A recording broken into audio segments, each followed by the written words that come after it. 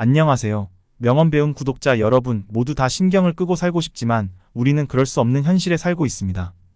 인생 살며 하고 싶은 것이 무엇인지 모르는 것이 아니고 무엇을 포기해야 하는지 모르는 것입니다. 우리는 본성적으로 계속 신경을 쓰게 되어 있고 우리가 쓸 수 있는 신경은 유한합니다. 모든 것을 가질 수 없다는 것을 인정하고 가질 수 있는 것들만 취해야 합니다. 가질 수 있는 것, 가지고 싶은 것들을 갖기 위해 그 외의 것들에 대해서는 신경 끄기의 기술이 필요합니다. 신경 끄기의 기술이란 책의 일부를 오늘도 함께 배워보겠습니다. 내용이 도움이 되었다면 구독과 좋아요 부탁드리겠습니다. 양질의 컨텐츠 제작에 큰 도움이 됩니다. 선택과 집중으로 에너지를 분산시키지 말아야 한다. 버킷리스트에 있는 것을 모두 실행하려고 하면 오히려 아무것도 하지 못하게 된다. 그중 중요하지 않다고 여겨지는 것들을 지워나가다 보면 정말 소중한 것만 남게 될 것이므로 그것에 집중해야 한다. 소중한 것은 자신의 가치관에서 비롯되고 죽음을 염두에 둔다면 어떤 가치관을 가져야 하는지 자명해질 수 있다. 소설가이자 시인인 부코스키가 성공한 건 위너가 되려는 열망 때문이 아니라 자신이 루저임을 알고 그것을 숨김없이 글로 풀어냈기 때문이다. 자신의 실패에 초연했기 때문이다. 자기계발과 성공은 종종 같이 붙어다니는 말이지만 그렇다고 두 단어가 같은 의미는 아니다. 흔하게 긍정과 행복으로 가득 찬 자기계발 요령은 사실 우리에게 부족한 것에 초점을 맞추고 있다. 이런 조언은 개개인이 이미 자신의 결점과 실패로 인식하고 있는 부분을 파고들어 그것에 몰두하게 한다. 그렇지만 좋은 삶을 살려면 더 많이 신경 쓸 게 아니라 더 적게 신경 써야 한다. 요컨대 오로지 코앞에 있는 진짜 중요한 문제에만 신경을 써야 한다. 타인을 대할 때 불안을 느끼고 불안해서 더 불안해진다. 화가 나서 화를 내고 또 그런 자신의 모습에 화를 낸다. 항상 옳은 일만 해야 한다는 생각에 노심초사하다가 그런 걱정이 지나친 것은 아닌지 걱정하게 된다. 지옥의 무한궤도에 들어선 것이다. 오늘날 우리 사회는 경이로운 소비문화와 내가 너보다 멋지게 살아라고 외치는 소셜미디어를 통해 전 세대가 불안, 공포, 죄책감 등과 같은 부정적 경험을 완전히 잘못된 것으로 여기게 만들었다. 현재 우리가 직면한 대부분의 위기는 과거와 달리 물질적인 것이 아니라 실존적이고 정신적인 것이다. 물질과 기회가 너무나 많다 보니 정작 어디에 신경을 쓸지 갈피를 못 잡는다. 셀 수 없이 많은 것을 볼 수 있는 덕에 셀 수 없이 많은 방식으로 기대에 못 미치고 부족하고 일이 생각처럼 풀리지 않는다. 그리하여 우리의 내면을 갈갈이 찢어놓는다. 페이스북에 공유된 엉터리 행복론의 허점은 때문에 사람들이 모르는 점은 더 긍정적인 경험을 하려는 욕망 자체가 부정적인 경험이고 역설적이게도 부정적인 경험을 받아들이는 것이 곧 긍정적인 경험이라는 역효과 법칙이다. 가치 있는 것을 얻으려면 그에 따르는 부정적 경험을 극복해야 한다. 부정을 피하거나 막거나 억누르거나 입막음하려는 시도는 역풍을 불러올 뿐이다. 삶에서 고통을 떼어낸다는 것은 불가능할 뿐만 아니라 파괴적인 일이기도 하다. 신경 쓸 필요가 없는 일에 지나치게 신경을 쓰느라 몸부림치며 살아간다. 신경 끄기의 기술은 어떻게 하면 효과적으로 자기 생각에 집중해서 우선순위를 매길 것인가다. 다시 말해, 어떻게 하면 정교하게 다듬은 개인적 가치관의 기초에 자신에게 중요한 것과 중요하지 않은 것을 선택할 것인가를 정하는 것이다. 이것은 엄청나게 어렵지만 인생을 살아가면 해볼 수 있는 가장 가치 있는 투쟁이자 유일한 투쟁이다. 신경 끄기는 감정과 의미가 뭔지 모르는 사이코패스가 되라는 것이 아니다. 중요하지 않은 일에 신경을 끈다는 것이 무엇인지는 다음의 주의사항으로 명료해질 수 있다. 신경 끄기는 무심함이 아니라 다름을 받아들이는 것이다. 아무 것에도 신경 쓰지 않음이 아니라 목표에 따르는 역경에 신경 쓰지 않음을 의미한다. 사소한 일에 지나치게 신경이 쓰인다면 당신 인생에는 신경 쓸 가치가 있는 그럴듯한 일이 없는 것이고 사소한 일이 문제인 게 아니라 그것이 진짜 문제다. 진정으로 의미 있는 것을 찾지 않는다면 무의미하고 하찮은 것에 신경이 쏠린다. 인간의 본성은 과도하게 신경을 쓰는 것이다. 나이가 들어 경험이 쌓여가면서 기본적으로 기꺼이 신경을 쓸 대상을 좀 더 꼼꼼히 고르게 된다. 이게 바로 성숙이다. 사람은 진짜로 가치 있는 것에만 신경 쓰는 법을 배울 때 성숙해진다. 중년에 접어들면 점점 줄어만 가는 신경을 삶에서 가장 가치 있는 부분 가족, 절친, 취미 생활을 위해 남겨놓으며 그것으로 충분하다.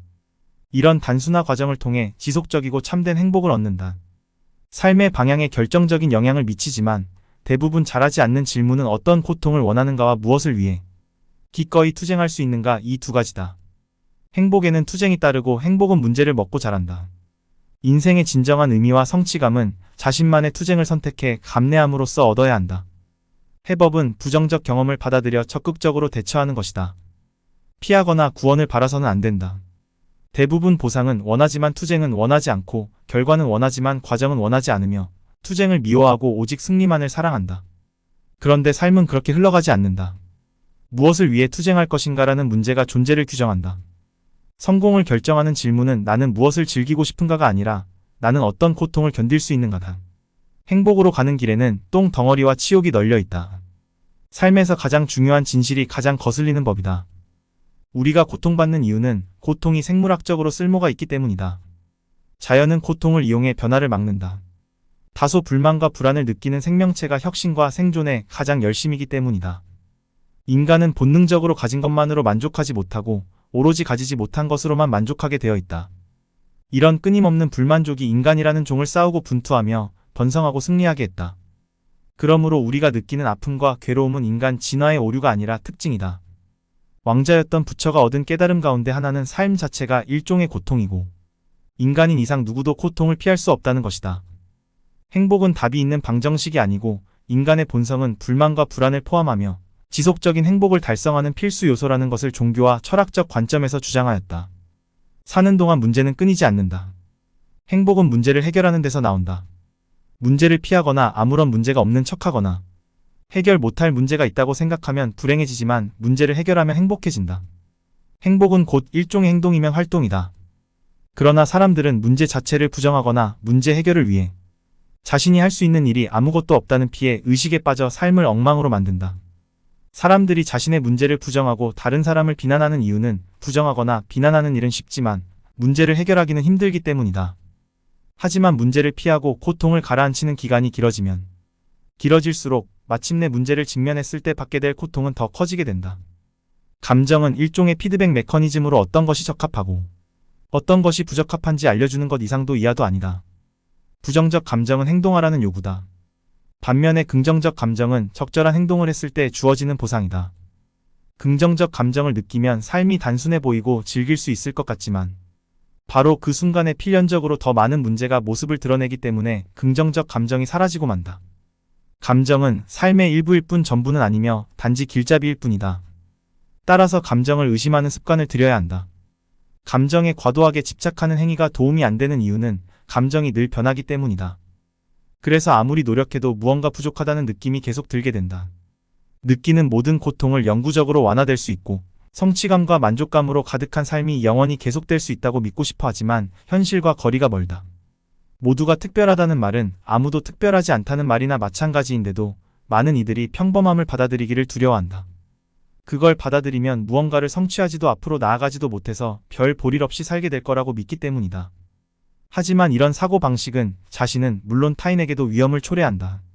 무언가의 특별한 능력은 자신이 특출하다고 믿을 때가 아니라 오히려 부족한 점을 보완하는 데 집착할 때 발휘된다. 개선에 대한 집착은 자신이 전혀 대단하지 않다는 올바른 믿음에서 나온다. 바로 무미건조하고 일산적인 삶의 진리를 받아들이는 것이다.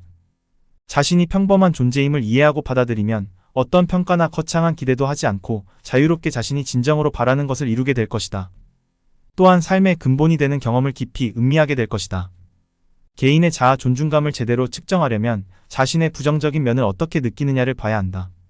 자기 만족감에 과도하게 집착하면 스스로를 망상 속에 빠뜨려 허세꾼이 되고 만다. 허세꾼은 자신의 허세를 강화하기 위해서라면 무엇이든 왜곡한다. 자신에게 특별한 자격이 있다는 믿음에서 하는 행동인 허세 특권을 발휘하여 주변 사람들의 몸과 마음을 해치는 일도 마다하지 않는다. 자아 존중감을 제대로 측정하려면 긍정적 경험을 어떻게 느끼는지가 아니라 부정적 경험을 어떻게 느끼는지를 보아야 한다. 실제로 자존감이 높은 사람은 자신의 부정적인 부분을 사실 그대로 보고 더 나은 사람이 되기 위해 행동한다. 우리는 경이로움의 홍수 속에 살아간다. 현대인의 삶은 극단적인 경험으로 가득하다. 대중매체가 사람의 이목을 끌어 돈이 되는 극단적인 것들을 보여주기 때문이다. 하지만 사람들은 대체로 단조롭고 평범하게 살아간다. 대다수의 사람들이 지극히 평균적인 삶을 살아간다.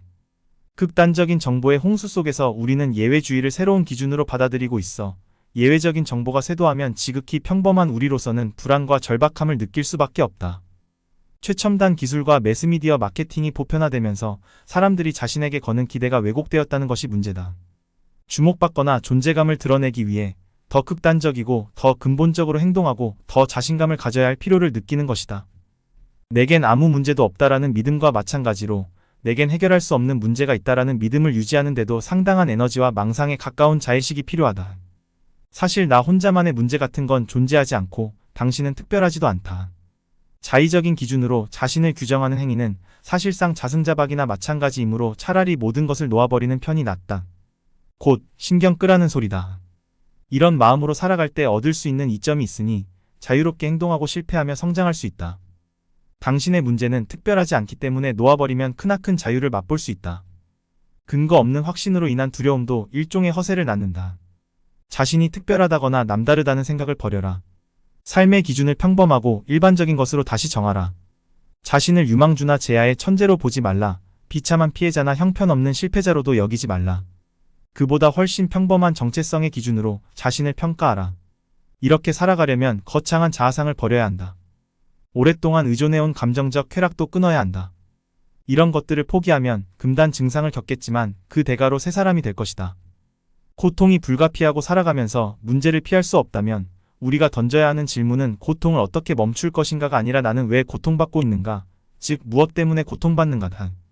자신을 있는 그대로 바라보는 건 쉬운 일이 아니다. 자신을 있는 그대로 바라보려면 곤란한 질문을 자신에게 해야 한다. 당신을 괴롭히는 것은 아마 실패와 관련되어 있을 것이다. 그렇다면 그 실패를 당신이 왜 실패로 여기고 있는지 생각해보라.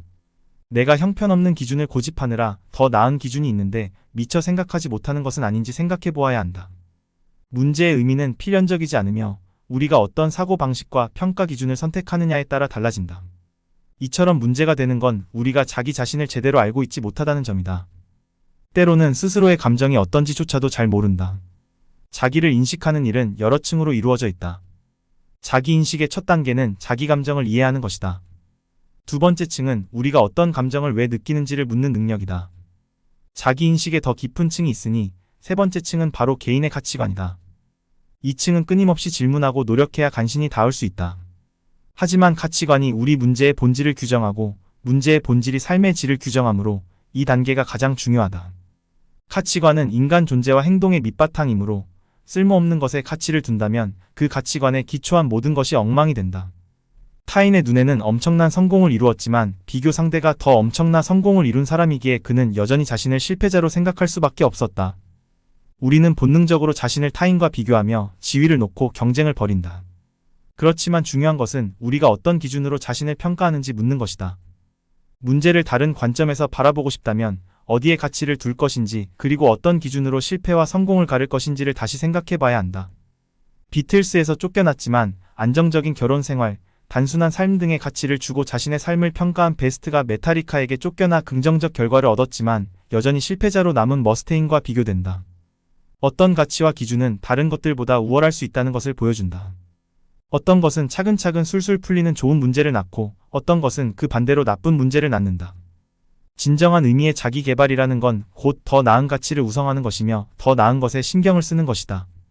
더 나은 것에 신경을 써야 더 나은 문제가 생기기 때문이다. 그리고 더 나은 문제를 다뤄야 삶이 나아진다. 좋은 가치는 현실의 바탕을 두고 사회에 이로우며 직접 통제할 수 있지만 나쁜 가치는 미신적이고 사회에 해로우며 직접 통제할 수 없다. 건전하고 좋은 가치는 내적으로 얻는 것이다. 풀코스 마라톤을 똑같이 뛰어 똑같은 고통이 온몸으로 퍼져도 자발적으로 선택해 준비했을 때는 인생의 가장 빛나는 순간이 되고 억지로 했을 때는 인생에서 가장 괴로운 경험이 된다. 내 문제는 내가 선택한다고 생각할 때 에너지를 느낀다. 반면 내 의사와 상관없이 문제가 강요되었다고 생각할 때 우리는 부단함과 비참함을 느낀다. 삶도 포커게임과 같이 최고의 카드를 받은 사람만이 승자가 된다는 법은 없다. 윌리엄 제임스의 사례에서 보듯 외부 환경이 어떠하든 내 삶에서 일어나는 일은 모두 내 책임이다.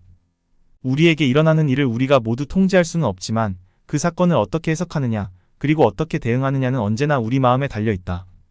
인간은 어딘가에 신경을 쓰게 되어 있다. 중요한 것은 선택 곧 무엇에 신경을 쓸 것인지에 관한 것이다. 어떤 가치에 따라 행동할 것이고 어떤 기준으로 평가할 것인가 그리고 얼마나 좋은 가치와 좋은 기준을 선택했는지가 중요하다. 큰 힘에는 큰 책임이 따른다라는 말보다 심오한 표현은 삶에 더 큰 책임감을 가질수록 삶에 더 큰 영향력을 행사할 수 있다라는 말이다. 많은 사람이 내 문제는 내 책임이라고 생각하기를 꺼리는 이유는 내 책임이 내 잘못을 의미한다고 믿기 때문이다. 그러나 우리는 내 잘못으로 생긴 일이 아니라 할지라도 항상 경험을 책임지며 살아간다. 그것은 삶의 일부다. 잘못은 과거에 선택했던 것의 결과이고 책임은 지금 이 순간 선택하는 것들의 결과다.